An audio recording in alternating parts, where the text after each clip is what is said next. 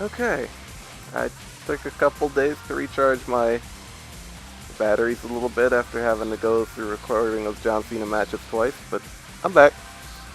And here's my reward that I was talking about. Wrestlemania 22, Edge vs. Mick Foley, April 2nd, 2006, Rosemont, Illinois, Extreme Rules match, or as it was called back then still, a hardcore match. I don't know why they all have to be Extreme Rules now, but whatever. On Monday Night Raw, John Cena defeated Edge to win the WWE Championship. We don't get a date or what. Alright, whatever. Mick Foley served as a special guest referee for the match and counted the pin.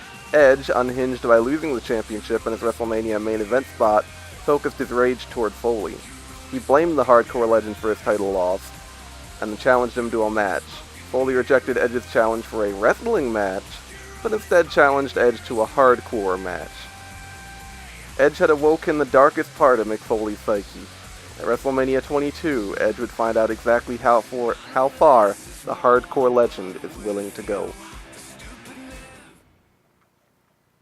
I'm a little bummed we don't get a video package, but it's alright.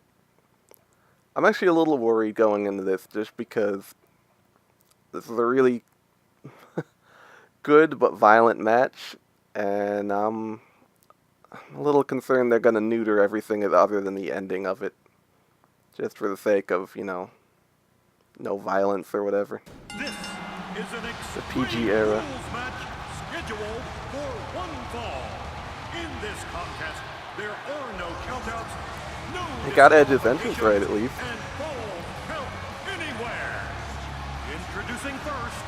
From The only thing that looks wrong about this is the Minitron behind him and Lita not having the little, short sleeve jacket thing she was wearing. Rated R superstar and his sinister sex pot, Lita. Edge is going extreme on WrestleMania.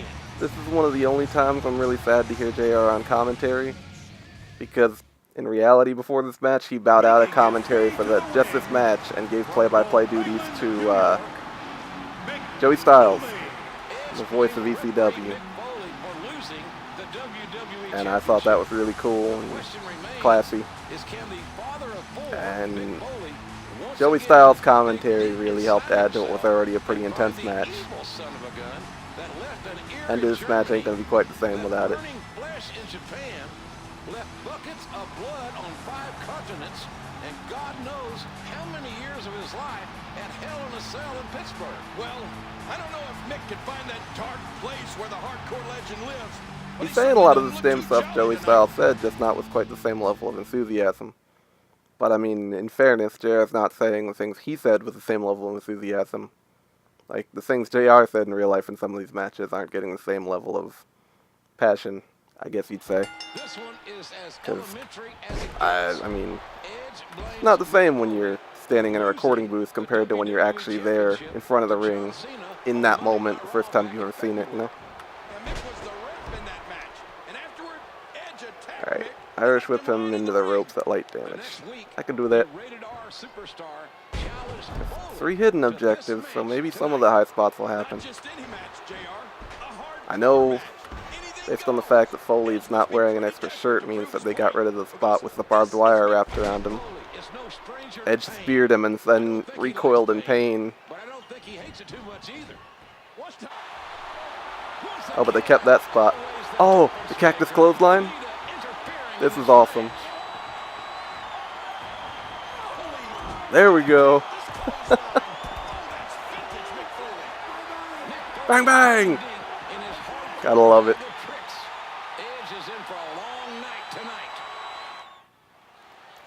This is the first appearance of Edge in this mode, isn't it? I guess that's my chance to say he's another one of my favorites of all time. I have nothing but praise to say regarding Edge. When he retired, when was it, 2 years ago? That really bummed me out. That really... Because it was a special case. When other people have retired that I've seen, many of them I've been sad to see go. But with Edge, it was different because Edge started his WWE career at exactly the same time I started watching wrestling.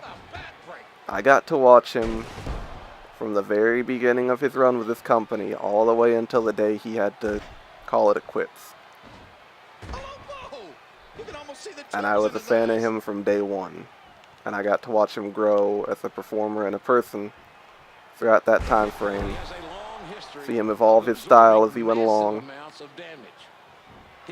And it was just a real big bummer to me. I cried a little bit, not even gonna lie. Made me sad to see him have to stop before he really wanted to, especially. I know he was only a year or two away from retiring, no matter what, but it was still before he planned. And it was extra sad because it wasn't one of those things where he was choosing to retire, and it was one of those wrestling retirements like guys like Foley and Terry Funk have had, where they've come back and wrestled a bunch of matches later.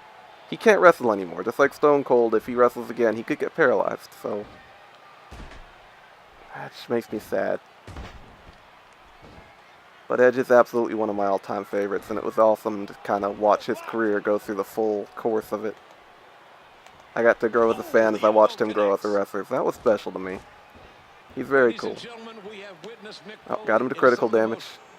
Back on topic to the match, I guess. Alright, I gotta spear him in the ring. I can do that. I got a finisher already built up. Get out! Spear! Oh no. Here we go. Mick was actually the one who saturated it with fluid, and then she lit it because Mick got placed in a vulnerable spot. It's okay though. Yeah, this isn't quite how the spot went in real life. And there was a lot missing in the meantime. I was right, they didn't. Oh, spare! As Joey Styles would have said, oh my God!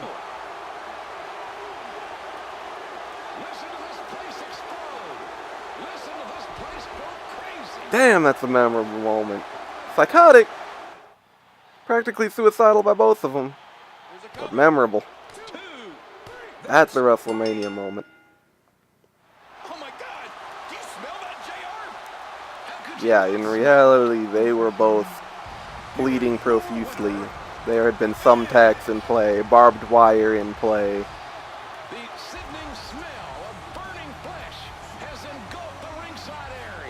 It's like I thought, they neutered the hell out of this match to put it in the game. But hell, they put it in the game, and we got to have that ending still. That still was a lot more enjoyable to play and watch than, you know, John Cena. I'll take it.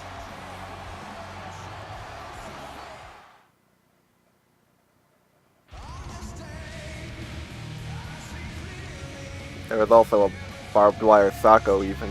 But anyway.